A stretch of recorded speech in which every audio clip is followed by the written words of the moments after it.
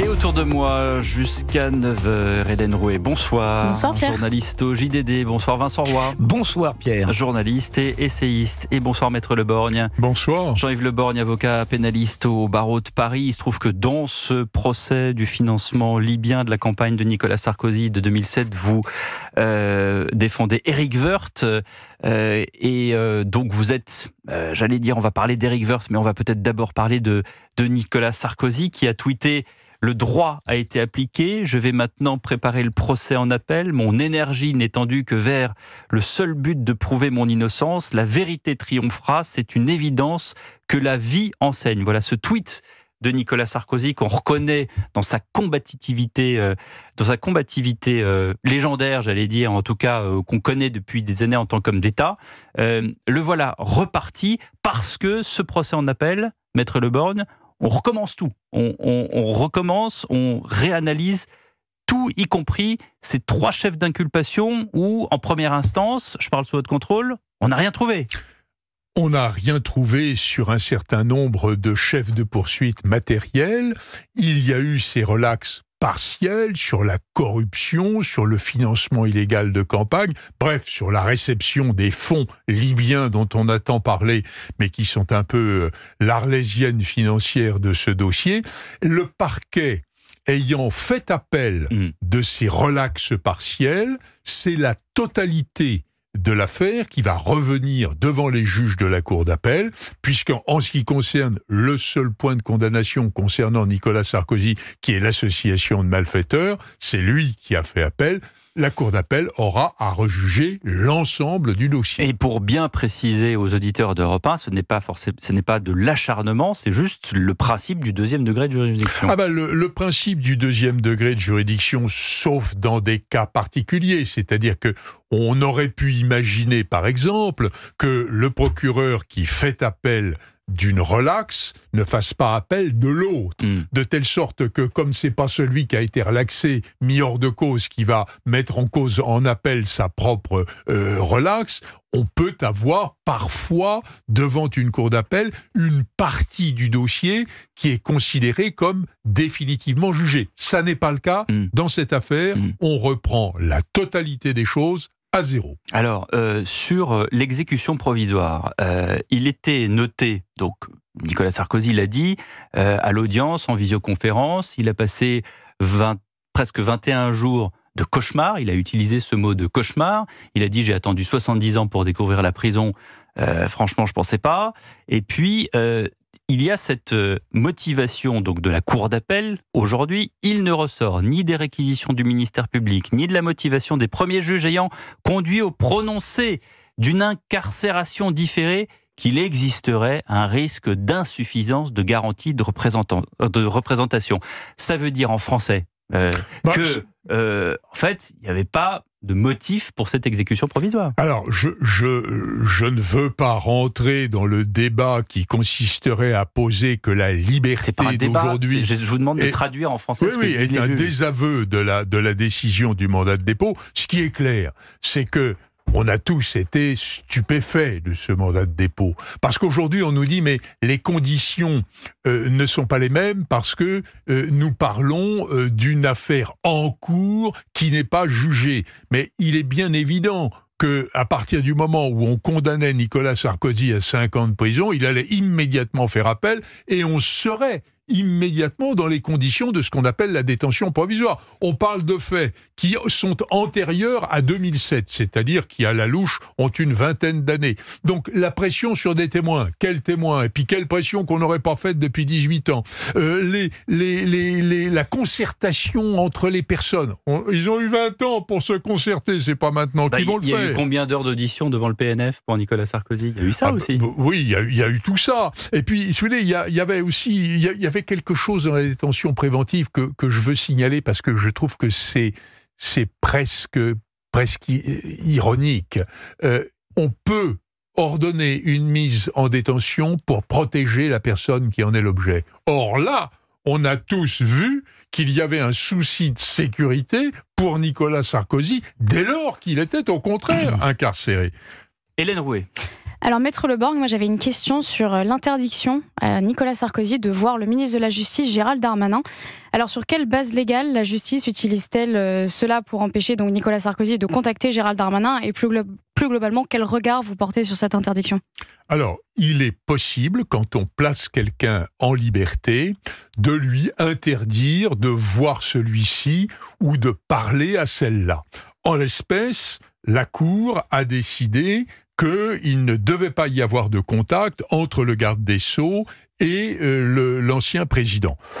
Pour ma part, si vous voulez, je pense que c'est un peu pour sauver les apparences. Parce qu'en réalité, le garde des Sceaux, il ne peut pas faire grand-chose. L'idée que le garde des Sceaux puisse avoir une action sur une décision judiciaire particulière est inconcevable. Là, il fut un temps où le ministre de la Justice pouvait donner des instructions à un procureur, par exemple, donner l'instruction de requérir la relaxe. Mais aujourd'hui, c'est interdit, de telle sorte que le fait qu'un grand prévenu, comme Nicolas Sarkozy, soit en contact avec le garde des Sceaux, le garde des Sceaux, il peut rien faire. Mais comme c'est de la technique, et comme au fond, ça peut créer un trouble dans l'esprit de la population, je pense que cette décision est somme toute assez raisonnable, même si elle ne correspond pas à un risque réel. Sauvegardons les apparences, ça ne veut, à mon avis, pas dire plus. Vincent Roy. Oui, il y a quand même une chose extraordinaire, c'est que les grands spécialistes du droit m'ont expliqué depuis une semaine, 15 jours, que la Cour d'appel ne pouvait pas faire autrement, juridiquement, purement techniquement, que de libérer Nicolas Sarkozy. Il y a 3 jours, j'étais avec le juge Trévidic, qui me dit, mais il sera libéré, il est libéré lundi. Je lui dis, comment ça ? Mais il me dit, si, c'est obligatoire, la Cour d'appel ne peut pas faire autrement. Et je lui dis, mais alors pourquoi l'avoir mis en prison ? Pourquoi les juges, l'instant, je dis, vous l'auriez fait ?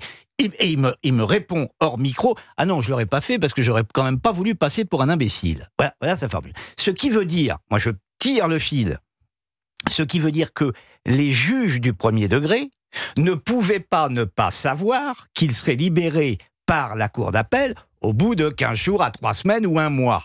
S'ils l'ont précisément mis sous les verrous, c'était bien pour l'humilier, et il y a là un acte, à mon sens, qui est un acte politique. Alors, peut-être pour compléter ce que vous dites, Vincent Roy, et je m'adresse à Maître Le Borgne, le fait qu'on remette tout à plat, et que là, il est libéré, c'est peut-être le calme avant la tempête, parce que il peut retourner en prison, il peut être à nouveau condamné, il peut être condamné à une peine plus forte.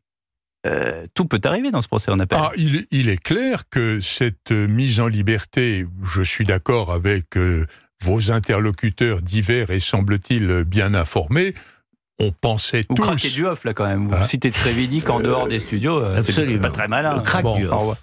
Non, mais je connais bien le président Trévidic, mais il n'y a pas que lui. Je pense qu'un bon nombre et de magistrats et d'avocats habitués à ce genre d'affaires considéraient que les conditions d'une incarcération, du maintien de l'incarcération, n'étaient pas réunis. C'est l'article 144 du Code de procédure pénale. Voilà. Et l'article 144, quand vous le lisez, à chaque fois, il dit « Ah oui, ça non, ah ça non, ah ça non non plus ». Donc finalement, on était à peu près sûr. Je dis à peu près sûr parce que ma longue expérience de la justice me laisse toujours une sorte de part de prudence. Donc, mais c'était logique. Maintenant... 144 du Code de procédure pénale, c'est en gros l'unique moyen de protéger des preuves, d'empêcher des pressions ou des concertations, ou de prévenir fuite ou récidive, ou de le protéger, comme vous l'avez dit très justement tout à l'heure. Tout à fait. Alors maintenant, j'en viens à ce que vous disiez, Pierre de Villeneuve, sur la suite des choses. On reprend tout à plat et tout est possible. Donc tout est possible. Sa mise hors de cause. Il ne faut pas se réjouir trop vite. Et je dis ça aux auditeurs d'Europe 1 qui penseraient que là, Sarkozy est rentré chez lui et puis il n'ira plus jamais en prison. On ne sait pas. On ne sait pas.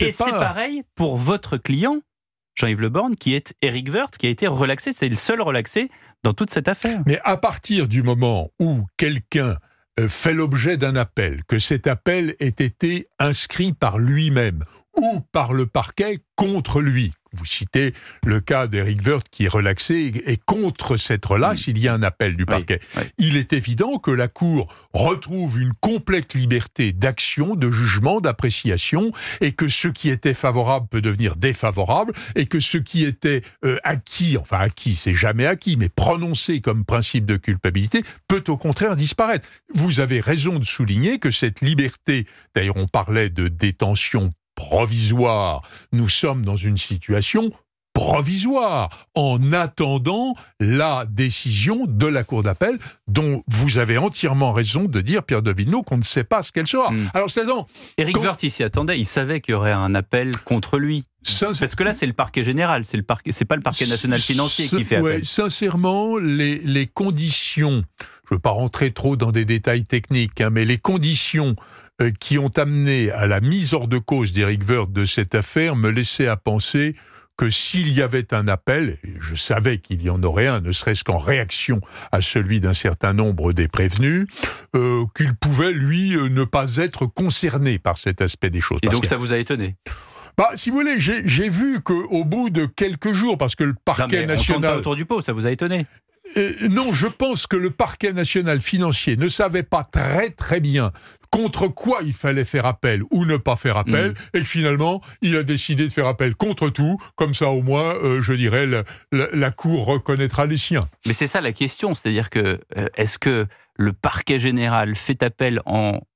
J'allais dire secrètement, c'est très à la mode le mot secret, parce qu'il y a cette lettre secrète de Bruno Le Maire et Emmanuel Macron que les confrères de France Télé ont révélé, mais est-ce que secrètement le parquet a de nouvelles preuves tangibles qui permettraient ensuite, ou est-ce qu'on fait un appel, j'allais dire, de façon assez normale ou assez automatique ? Si vous voulez, l'appel du parquet ne me paraît pas globalement scandaleux, en ce sens qu'ils ont requis la culpabilité d'un certain nombre de personnes. Certains ont été condamnés, d'autres ne l'ont pas été, mais surtout, ils ont requis, pour ne pas parler en termes purement juridiques, ils ont requis la culpabilité de Nicolas Sarkozy et de quelques autres pour avoir reçu des millions d'euros ou de dollars, je ne sais pas, de la part du régime de Kadhafi pour financer la campagne. Or, le tribunal répond, il n'y a pas eu de corruption, il n'y a pas eu de financement illégal. Alors après, pour en quelque sorte retirer les marrons du feu, on a recours à cette vieille histoire de l'association de malfaiteurs, dont on se demande d'ailleurs quelle est la compatibilité avec les relax, puisque finalement l'association de malfaiteurs aurait été construite en vue du financement illégal, en vue de la corruption. Or, il n'y a pas de corruption, il n'y a pas de financement illégal, mais il y a quand même une association de malfaiteurs, comprend qui peut. En appel, je veux bien qu'on reprenne tout, et vous avez raison de le dire, puisque c'est le cas, mais de financement, il n'y a point. En tous les cas, de preuve de financement, il n'y a point. Après des années et des années d'enquête, c'est pas en appel que va tomber la preuve d'un financement. Je veux dire, le problème n'est pas tellement une question de preuve.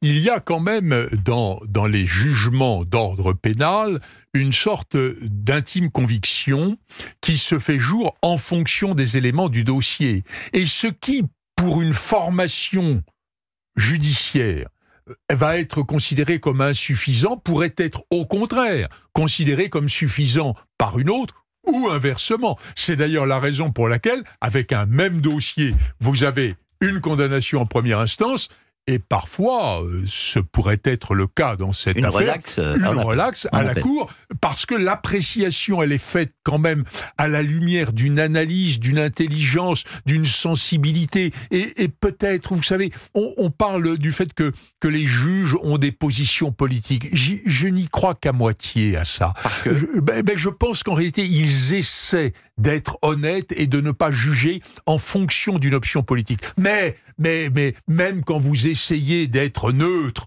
vous ne l'êtes jamais. Vous avez vos préférences intimes, ce qui fait que votre regard ne sera pas le même que le mien sur le même document. Merci beaucoup Jean-Yves Le Borgne de nous avoir éclairé ce soir dans Europe 1 Soir. Retrouvez Au cœur de l'histoire en podcast. Chaque jour, Europe 1 vous fait le récit de personnages, de monuments ou d'événements qui ont marqué l'histoire. Et demain, mardi 11 novembre, l'armistice de 1918, les derniers jours de la Grande Guerre. Au cœur de l'histoire, un podcast à écouter dès maintenant maintenant sur toutes les plateformes d'écoute. Le site... Alors, j'aurais dû vous demander de lire l'annonce et l'application Europe 1. Tout le monde croit que c'est moi. Mais oui, c'est vous, Jean-Yves Lebord. Et à tout de suite sur Europe 1.